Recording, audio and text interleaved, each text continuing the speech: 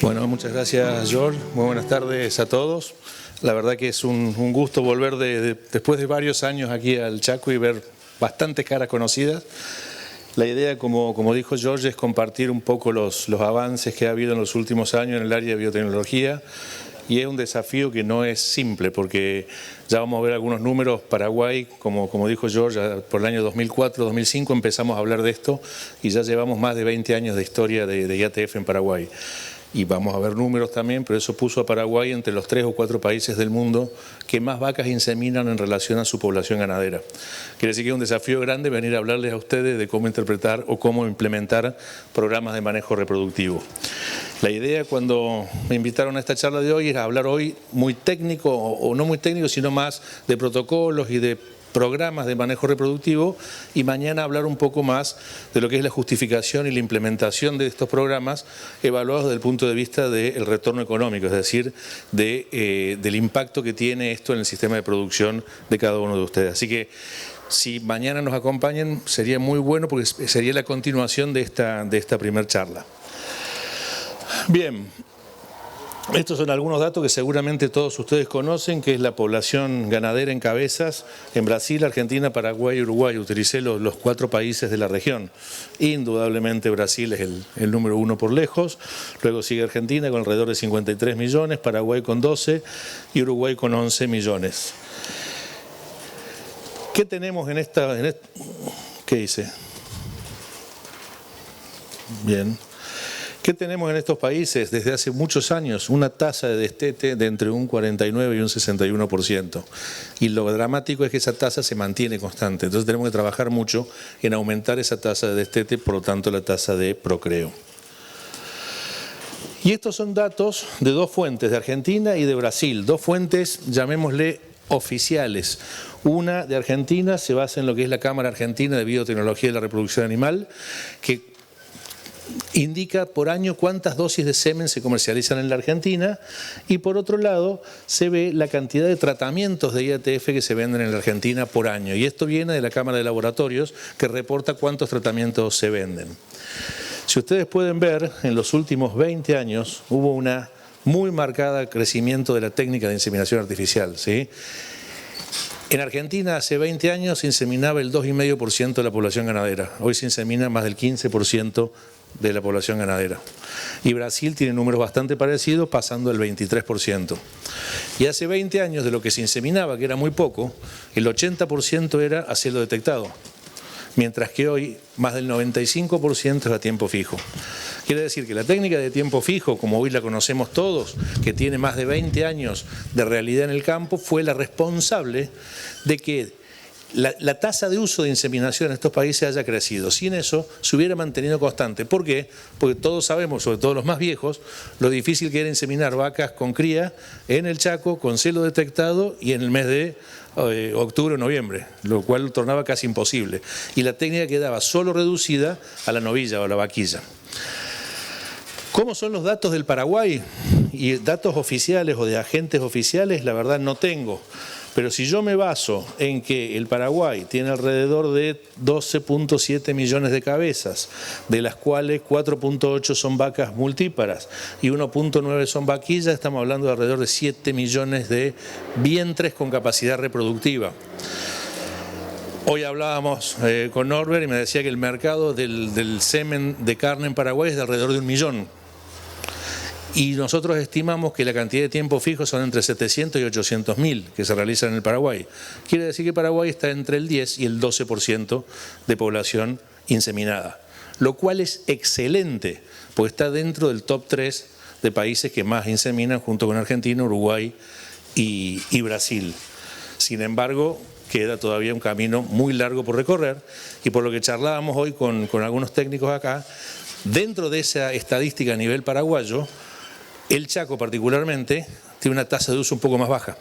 Quiere decir que con más razón hay que seguir trabajando, y mañana vamos a justificar un poco el porqué de esto desde el punto de vista económico. Ahora, hubo un gran crecimiento, como bien dijo George, parece que vio mi charla antes que yo, en los últimos 25 años. Pero la pregunta es, ¿cambiaron los resultados en 25 años? A ver, los más viejos de acá. Hace 20 años, ¿preñaban igual ¿Más o menos que ahora? ¿Qué opinan? Un poco menos. Un poco menos, dijo alguien por acá. Por allá alguien dijo igual, me parece. Mucho más con las nuevas técnicas. Mucho más ahora. Bueno, ¿tenemos números para justificar eso o es una percepción? Los nuevos pizarrenos hay. No. Ahí vamos a ver algunos números de una base de datos que nosotros manejamos hace un tiempo. ¿Qué le podemos pedir a un protocolo de sincronización de celo? Cuando empezamos a trabajar allá por el año 99 en esto, decíamos, bueno, ¿qué es lo ideal? Uno, inseminar todas las categorías de rodeo. ¿Por qué? Porque se inseminaba solo la novilla. ¿Qué quiero inseminar yo? La vaca con cría, que es el 80% de mi vaca, si realmente quiero tener una mejora genética. Dos, reducir días de trabajo y personal, es decir, reducir el estrés calórico, el costo y el riesgo. Tres, debe ser simple. Si es complicado, se llama entelequia. Es algo que complica la vida del productor y nadie lo va a implementar. Tiene que ser sencillo. Debe ser rentable, quiere decir que me dé un retorno económico importante. Tiene que lograr buenas tasas de preñez y tiene que estar sincronizado de manera que no me afecte la rutina laboral de los empleados del campo, no tienes que trabajar los fines de semana. Eso nos planteamos allá por el 99. En el 99 todo esto no lo teníamos, ¿sí? Pero sí teníamos una tasa de preñez en el año 2003 sobre la primera base de datos del 54%, muy buena, ¿sí? Pero con un rango que iba del 20 al 69% de preñez. La misma base de datos creció a 58.000 en el 2006 y tuvo el 50% de preñez. En el 2009 el 50% de preñez. En el 2015 el 50% de preñez. En el 12 el 49% de preñez. Quiere decir que no se modificó para nada. ¿Pero qué mejoró? Todo lo anterior. Todo lo anterior se logró. Se hizo más simple, se hizo más rentable, se hizo más económico, evitó los fines de semana. Y lo más importante de todos, se hizo mucho más consistente. ¿Qué quiere decir consistente? Que no hay sorpresas. Ustedes hoy, o cualquier veterinario, implementa un programa, sabe las hormonas que tiene disponible, sabe la condición corporal de sus vacas, sabe la historia reproductiva de sus vacas, sabe la disponibilidad forrajera que tiene, las instalaciones y la experiencia del personal de campo y sabe la calidad de semen con la que trabaja. Entonces, ¿qué pueden hacer ustedes que vale mucho hoy? Predecir resultados. Para mí, predecir resultados es mucho más importante que preñar más. Yo siempre digo que un buen veterinario no es el que preña más, sino es el que preña lo que dijo que iba a preñar. ¿Sí? Y eso lo vamos a hablar mañana, no me quiero adelantar, pero a veces un 30% de preñez es más rentable que un 50%. Dependiendo de la base de vacas con la que yo esté trabajando. ¿Sí? Bien, entonces, los resultados, puedo estar equivocado, pero mis datos dicen que no cambiaron mucho. Se hicieron más consistentes, más repetibles. ¿Sí? No tenemos resultados tan malos ni tan buenos, tenemos resultados más estables. Y si repasamos un poco la historia de la inseminación y las hormonas que hay disponibles en el mercado, la cosa empieza muy atrás. La PMSG es una hormona que creo que la mayoría de ustedes usan aquí, ¿no es cierto? Para vaca con cría, o el Novormón o cualquier marca comercial de PMSG. Lo cierto es que la empezamos a usar en vaca por allá por el 2001, 2002, pero es una hormona que está en el mercado desde la década del 30. Lo que pasa es que se usaba para conejos, para algunos cerdos, pero no había encontrado nunca un nicho de mercado en la IATF. Y eso es un poco lo que cambió la historia en el año 2002, 2003, cuando la pensamos usar. Las progesteronas inyectables existen desde la década del 50. Tampoco se usaban porque no se tenía conocimiento de la fisiología. La cosa empezó a cambiar por la década del 70, cuando aparecieron las prostaglandinas, que fue la revolución más grande que permitió sincronizar celos y acortar el tiempo de detección de celo de las vacas. En el 95 fue otro de los hitos más importantes. Previo a que se describiera lo que hoy todos conocemos y es muy familiar para nosotros, que son las ondas foliculares, no se sabía muy bien cómo respondían las hormonas, porque no entendíamos qué pasaba en el ovario. Cuando entendimos qué pasaba en el ovario, un tipo con una visión muy grande, que es Milo Wilbank, en Wisconsin, con un estudiante de él, que era Persley, desarrollaron el primer protocolo de tiempo fijo del mundo, que se llamó OFSINCH, que era GNRH, prostaglandina GNRH. Que hoy, en nuestras condiciones, protocolo que cayó totalmente en desuso, porque son condiciones diferentes. Ellos no tenían progesterona ya, no tenían estradiol, no tenían PMSG, hacían lo que podían con las hormonas que tenían. Lo valioso de ellos fue que crearon el concepto del tiempo fijo para eliminar la detección de celo, que es la limitante más grande en todo esto. Y en el principio de la década del 2000, como dijimos, fue cuando esto arrancó y se masificó. ¿Con qué? Con el abaratamiento de los protocolos, con el uso de PMSG que permite lograr buenas tasas de preñez en vacas en anestro posparto, cosa que no era lograble antes, y que como todos sabemos, hoy no es solo la IATF una herramienta genética, sino es una herramienta de manejo también, que le suma valor a la técnica de inseminación artificial. Entonces, permite también incorporar genética, logrando mayor cabeza de parición y mayor cantidad de kilos de ternero al destete. En nuestro grupo de trabajo en Sintex siempre estuvimos un poco acompañando todo esto y desde muy el principio empezamos a trabajar sobre análisis económicos, sobre el uso de PMSG, que es algo que no se usaba en los tratamientos, el desarrollo de un DIP-05, algo que ustedes seguramente los más jóvenes sobre todo lo verán como algo muy normal, dispositivo con medio gramo de progesterona. Hace 25 años atrás los únicos dispositivos tenían 1,9 gramos de progesterona. Y cuando empezamos a desarrollar dispositivos de baja progesterona nos dijeron tan locos. Y empezamos a abaratar costos por esto, porque tenemos un producto con 4 veces menos de principio activo, que tiene la misma eficiencia. Y eso permitió, ¿se acuerdan los puntos que pusimos que le pedíamos a un programa? Ser más rentable. Si bajamos costos, obviamente más rentable. Otra cosa de la que vamos a hablar hoy es la resincronización de celos, que es una herramienta para aumentar la cantidad o la tasa de uso en la misma región. Si ustedes hacen IATF con 10 clientes y les proponen a algunos hacer resincro, ustedes están aumentando la tasa de uso un 50%, ¿sí? Porque están inseminando mayor cantidad de vacas. Otra herramienta que revolucionó mucho la historia fue el uso de cipionato de estradiol, que redujo un encierre y limitó los protocolos a 3 manejos, no 4 manejos. Eso es tiempo, es dinero y sobre todo es un día más de riesgo de cometer un error. Y a menos días de riesgo de cometer errores, más chance de tener mejores resultados. Y por último, el uso de la GnRH en las vacas que no muestran celo en los programas IATF, que entiendo que es una práctica que acá también se hace bastante. Bien. No voy a hablar mucho del protocolo básico porque todos ustedes lo conocen, es el dispositivo con progesterona por 7 u 8 días, combinado con estradiol. Lo que busca es producir una nueva emergencia de la onda folicular para que al momento de retirar el dispositivo, cuando se aplica prostaglandina, se bajan los niveles de progesterona, eso hace que el folículo dominante comience a crecer y si la vaca está en anestro, ese folículo no ovula. Y se demostró que 400 unidades de PMSG lo que hacen es aumentar el crecimiento folicular, aumentando la tasa ovulatoria, y a su vez, como la PMSG tiene una actividad tanto LH como FSH, post-ovulación va a actuar también sobre el cuerpo lúteo y va a hacer que ese cuerpo lúteo sea más competente. ¿Qué quiere decir que sea más competente? Que genere más progesterona. Y si genera más progesterona, aumenta el crecimiento del embrión. Y si aumenta el crecimiento del embrión, mejora el reconocimiento materno. Por lo tanto, la tasa de preñez. Entonces, es una herramienta que nos permite 2 cosas. Que la vaca salga del anestro, que ovule y a su vez que mantenga esa preñez. Porque en realidad el problema no es de la vaca preñarla para nosotros. Si la vaca ovula, preñarla es muy fácil. A los 2 días de inseminar una vaca, ¿cuál es la tasa de preñez que tenemos? Si tuviésemos un método de diagnóstico de preñez al segundo día. Entre el 90 y el 95%. El problema no es preñarla, el problema es que tienen mucha mortalidad embrionaria hasta el día del diagnóstico de gestación. Pero la PMSG lo que hace es ayudar a mejorar ese reconocimiento materno. En el año 2003 publicamos este primer trabajo en Theriogenology que lo que demostró fue que en vacas con cuerpo lúteo, es decir, ciclando, cuando poníamos o no poníamos PMSG, en esa época decíamos que no había diferencias significativas, porque este trabajo dice que no hay diferencias significativas, por lo tanto no recomendábamos el uso de PMSG en vacas ciclando.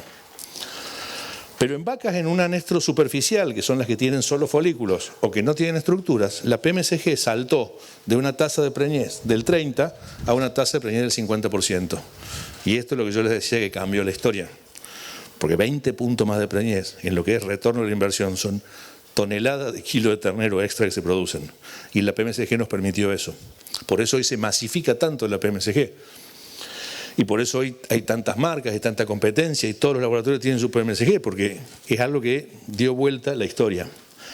Ahora, después de casi 22 años de este trabajo, si me preguntan hoy, ¿usás PMSG en vacas ciclando? Mi respuesta hoy cambió.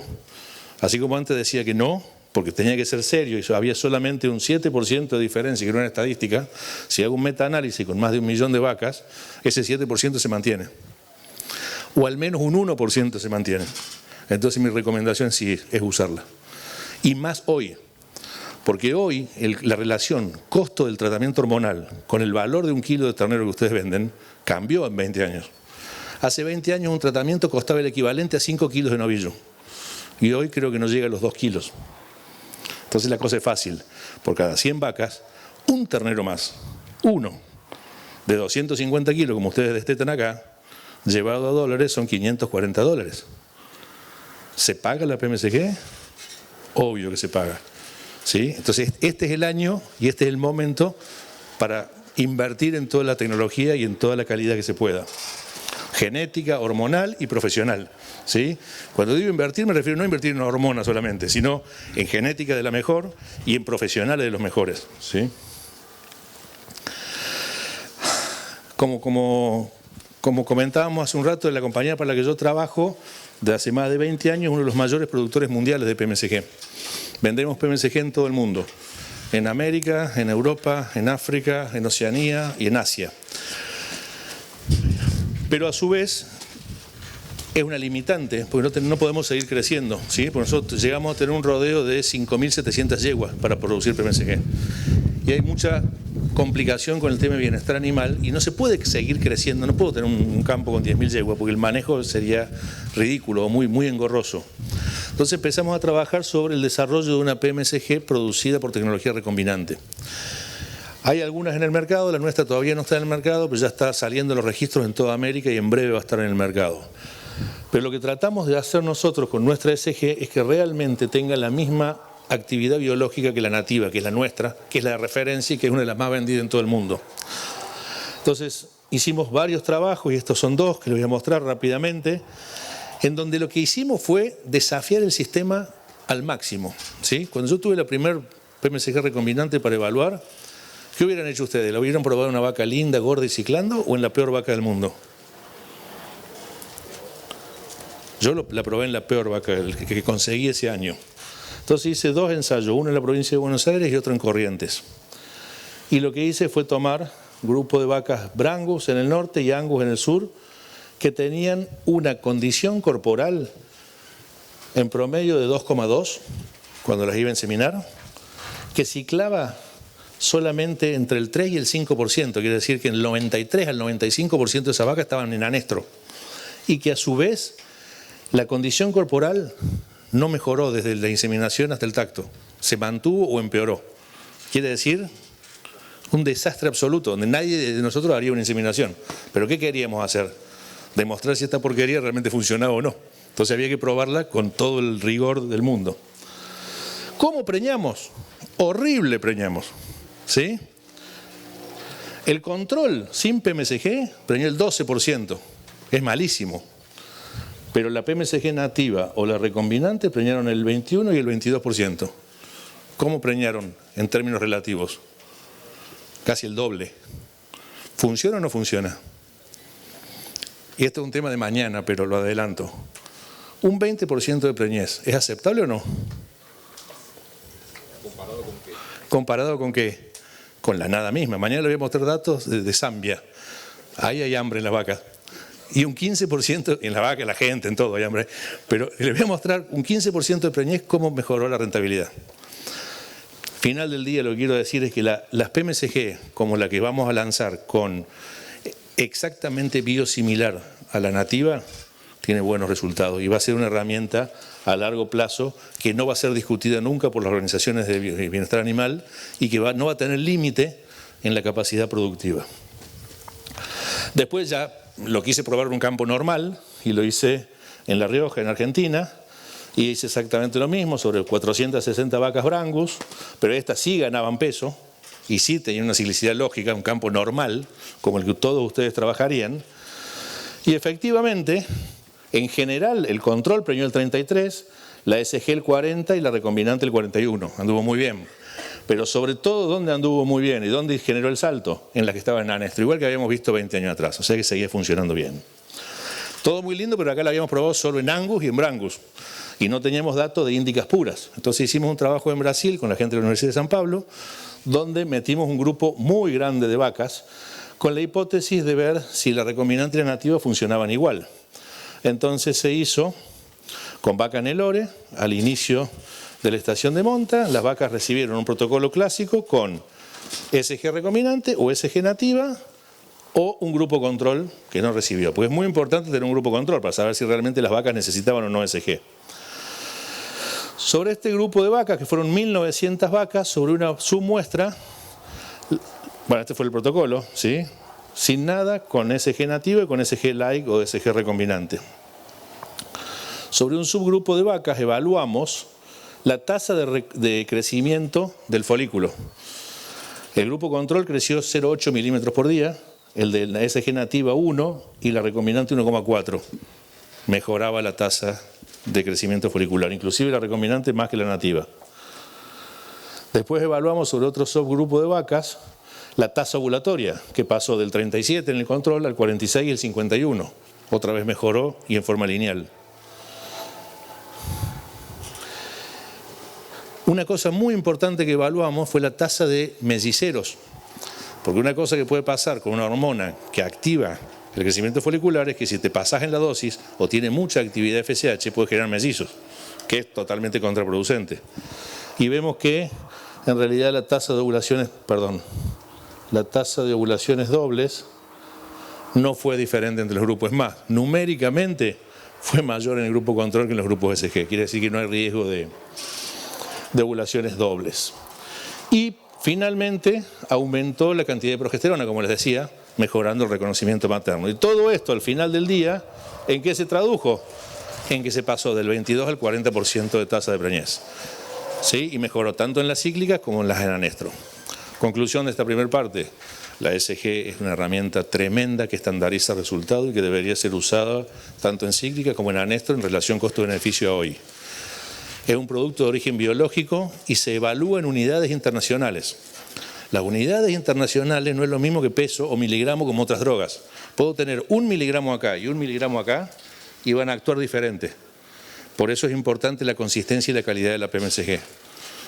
De las drogas que se usan en un programa de tiempo fijo es la más sensible al efecto calidad, porque es una medición de una respuesta biológica. Hay mucha variabilidad. Entonces, la calidad de un producto se mide en la consistencia. Repito, es el producto más sensible de todos en términos de calidad. Y finalmente mostrarle algunas vacas y los lugares donde se hizo en varias réplicas en Brasil. Esto es una réplica en Tocantins, donde las vacas realmente estaban flacas, ¿sí? No les sobraba mucho, ¿sí?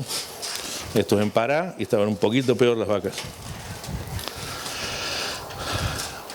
Otro gran tema fue, como dijimos, el uso de cipionato de estradiol. No voy a perder mucho tiempo en eso. Todos sabemos cómo nos cambió la vida reducir un encierre y un día de manejo, sobre todo en campos extensivos como estos. Esto no debería estar acá. Sí, perdón. Otro tema en el cual trabajamos, como les decía, y creo que acá se usa, es ¿qué pasa con la vaca que no muestra celo en una IATF? ¿Se preña igual o mejor o peor que la que muestra celo? Sabemos que la que no muestra celo se preña menos, ¿sí? A la larga se preña bien en promedio, pero ¿qué se puede hacer para esa vaca que no muestre celo? Entonces las hipótesis fueron varias. Durante mucho tiempo se trabajó en poner GnRH para inducir la ovulación en el mismo momento de la inseminación, y la verdad que los resultados no fueron buenos. Y otra hipótesis fue trabajar con el uso de GnRH en estos dos experimentos que lo hicimos. La vaca que no mostraba celo, se le ponía GnRH a las 48 horas y se inseminaba a las 56, para ver qué pasaba con la tasa de preñez. En este primer experimento, y este es un ejemplo de cómo se sacan conclusiones erróneas, entre poner o no poner GnRH no dio ninguna diferencia significativa. Por eso hay mucha gente que dice, no, eso no sirve. Y yo, de hecho, hice este trabajo con Nico Zavala hace años en Chaco argentino, y no dio resultados. Pero después nos pusimos a ver muchos veterinarios que dijeron, yo le tengo fe a esto, y trabajamos sobre una base de datos muy grande. Trabajamos sobre casi 95.000 vacas analizadas. Ya me da una potencia estadística muy fuerte.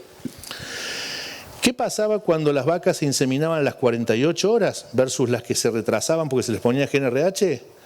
Y los resultados pasaron a ser los mismos. Entonces, en un metaanálisis, los números fueron más interesantes. El grupo control que no recibió GNRH, de las que no mostraban celo, preñó el 47% contra el 53% de las que recibió GNRH. Vuelvo a lo mismo, 6%. 6 terneros más cada 100. 6 por 5, 30, son $3.000.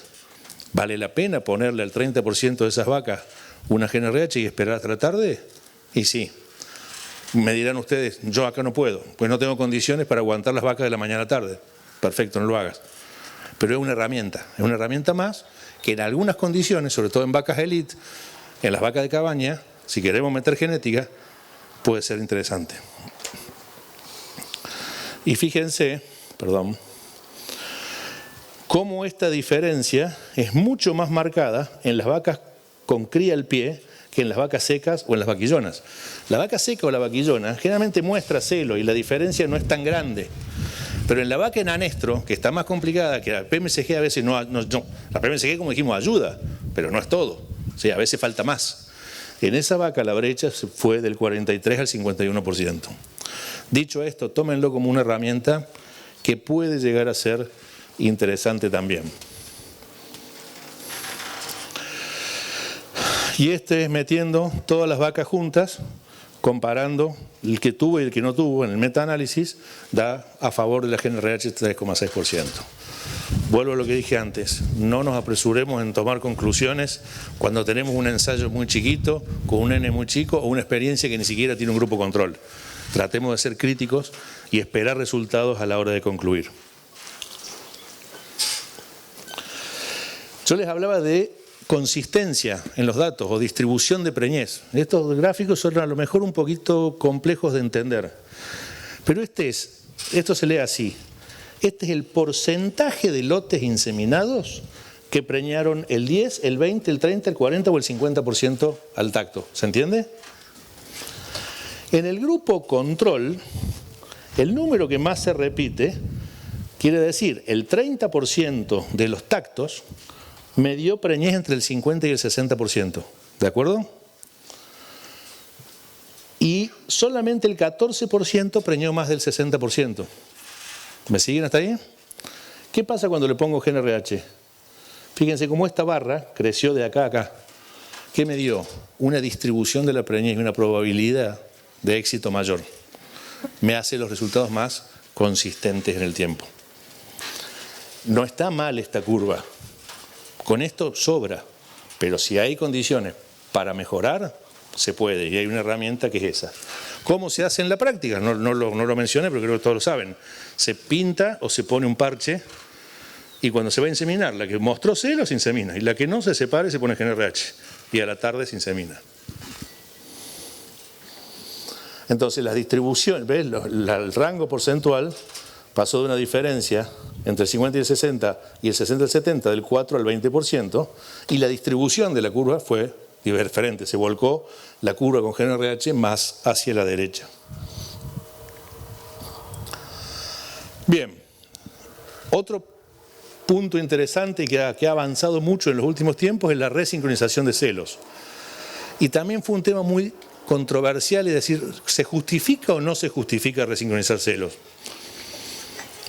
Yo creo que sí, dependiendo del objetivo, el perfil del productor y el mercado al cual apunta. Y les voy a poner un ejemplo extremo. Uno de los países en el cual yo trabajo mucho es Australia. En Australia producen mucho F1 de Brahman o Angus con Wagyu, con la raza japonesa. Y el que es F1 con la raza japonesa tiene un valor diferencial. A esa carne o a ese ternero se lo pagan un 40% más. Pero los toros Wagyu no pueden vivir en Queensland. Entonces la única forma de usar los toros Wagyu es inseminar. Tener un 50% de preñez por inseminación o un 70%, ¿me cambia la ecuación? Sin lugar a dudas. Entonces en ese escenario, resincronizar es un tremendo negocio. Ahora, si yo soy productor de ternero y le vendo al vecino y él me paga lo mismo, el ternero hijo del toro o del mejor toro del mundo, y no tengo valor diferencial de genética, y no me conviene resincronizar, porque no me están pagando la genética.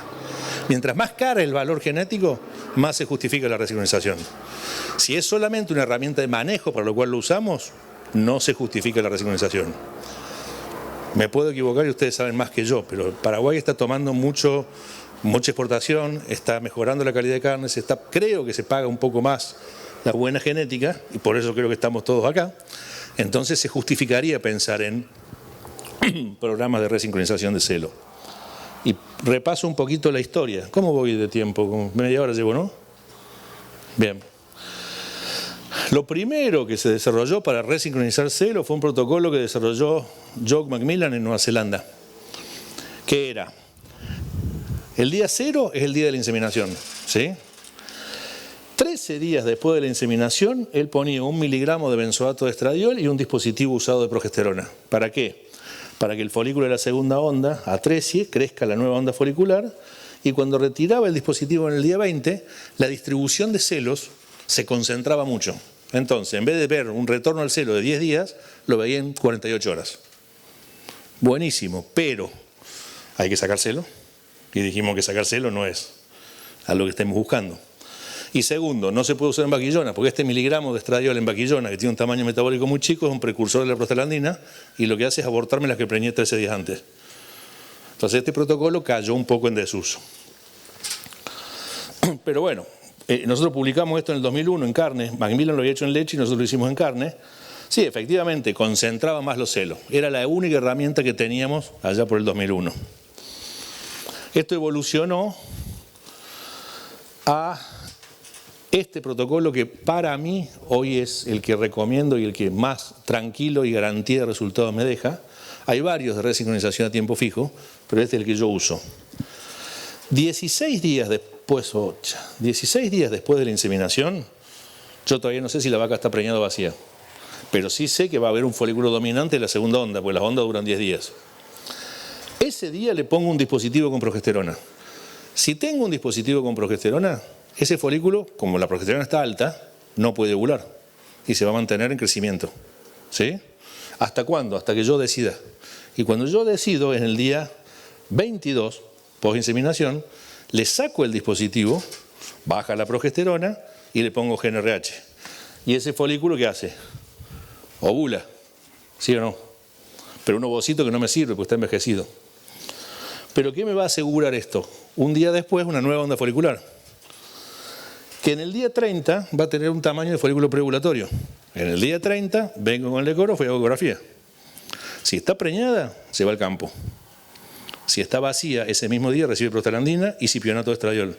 Y a las 48 horas se insemina. ¿Qué hago con esto?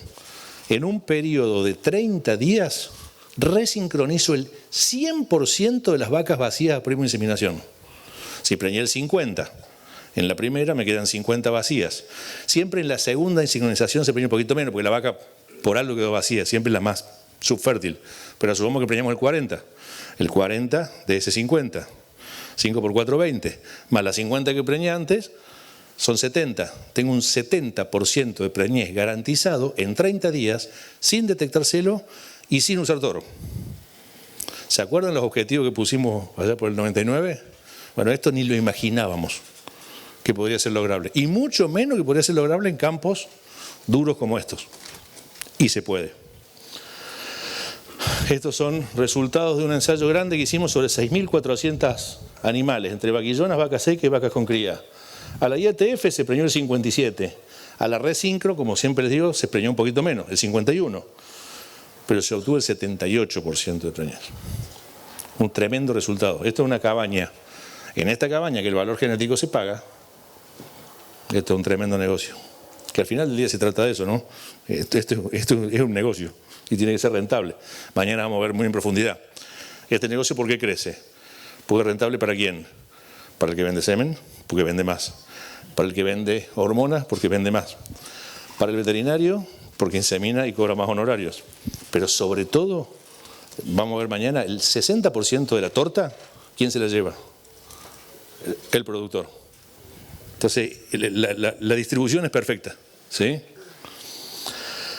En Brasil están usando otro protocolo que también es muy bueno, que es muy parecido. La diferencia es que en vez de usar GnRH usan estradiol.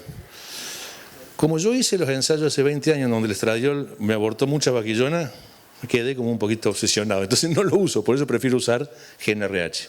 Pero el protocolo este funciona bien. Y este es un ejemplo, esto es en Campo Grande. Hicieron 3 IATF sobre vaca Nelore. En 80 días de estación de monte hicieron 3 rondas, tiempo fijo, resincro y otra resincro. Vayan al final del día. 91% de preñez. Me dirán, es bajo condiciones experimentales, con todo, no es repetible. Bueno, se los compro. Se los cambio ese 91 por un 80. 80% de preñez en vaca Nelore, en Campo Grande, sin detección de celo y sin el uso de toro, yo firmo contrato por 100 años para seguir teniendo esos resultados. ¿Sí?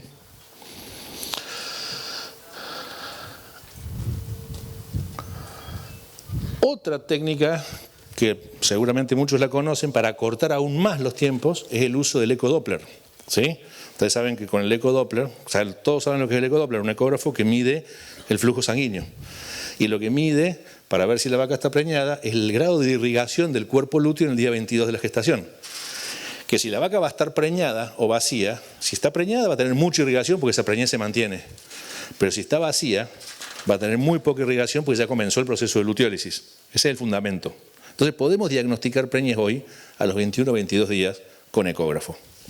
Y eso nos hace que podamos inseminar acá, al día 22 post-inseminación. Quiere decir que le ganamos 8 días al protocolo anterior. ¿Sí?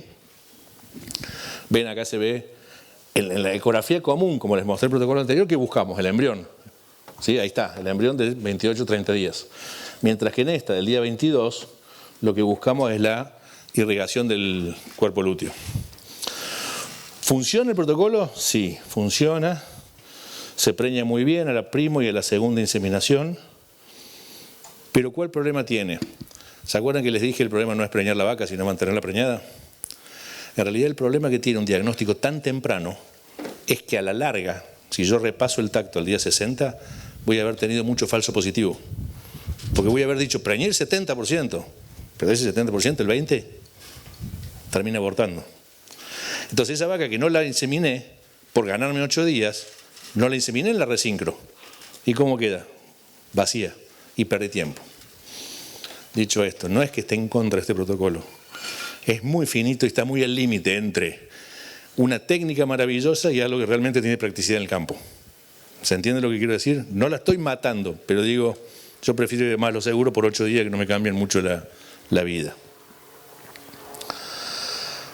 Bien, y para ir cerrando en tiempo, la IATF obviamente creció exponencialmente en los últimos 25 años, sin embargo, queda mucho por hacer. ¿Qué es lo que queda por hacer?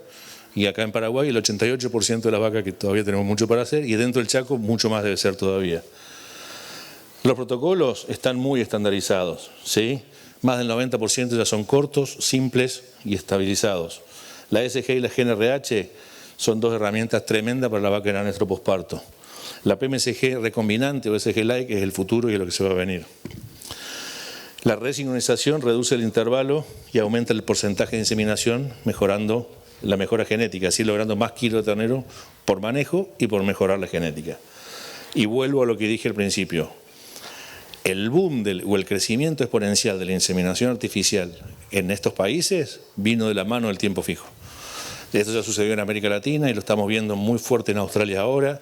Estamos fomentándolo mucho en el sur de África también y empezando a tratar de cambiar la cabeza de los europeos para que piensen en esto. En Europa se usaban los dispositivos solo para vaca lechera, hasta que le empezamos a mostrar a los franceses y a los españoles que también producen carne, no esto extensivo, pero también producen carne, que en vaca de carne que tienen alto anestro usar esto y lo están empezando a usar, ¿sí? Y es una de las pocas cosas que podemos con orgullo decir que en el Mercosur fuimos pioneros o líderes. Repito, Brasil, Argentina y Paraguay y después Uruguay son los países líderes en desarrollo de información y en uso de este tipo de tecnologías. Bien, para cerrar, un tema que siempre me preguntan. En Uruguay ya se prohibió el uso del estradiol, ¿sí? Entonces hay como un pánico generalizado. ¿Qué pasa si nos prohíben el estradiol? ¿Qué pasa con las regulaciones del estradiol? No pasa nada, muchachos.